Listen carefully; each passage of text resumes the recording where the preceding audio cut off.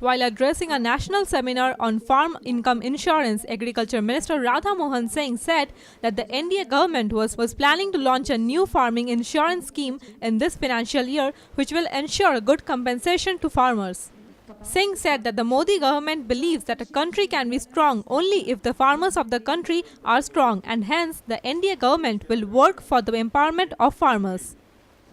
नरेंद्र भाई मोदी के नेतृत्व में देश में जो सरकार बनी है उसके सामने कृषि और किसान प्राथमिकता का विषय है, क्योंकि देश हमारे प्रधानमंत्री जी का बहुत साफ सोच है कि देश तब मजबूत होगा जब किसान मजबूत होगा, गांव मजबूत होगा। तो इसके पहले आप जितने बजट देखते रहे होंगे, कृषि और किसान साइड लाइन में होता था, पहली बार कृषि और किसान मेन लाइन में, फ्रंट लाइन पर है।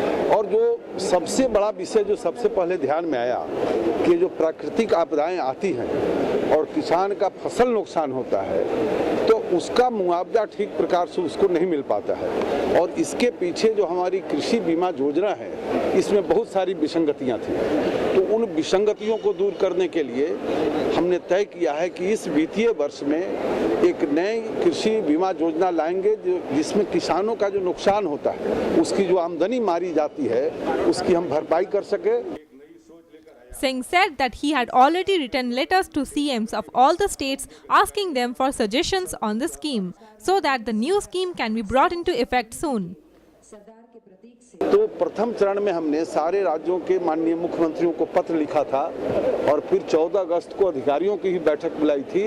तो बहुत राज्य सरकारों से वो हमारे पास रिपोर्ट आ गया है क्या करना चाहिए, और फिर आगे भी हम एक बैठक बुलाने वाले हैं और इस वित्तीय वर्ष में हम एक नई योजना निश्चित रूप से लाएंगे।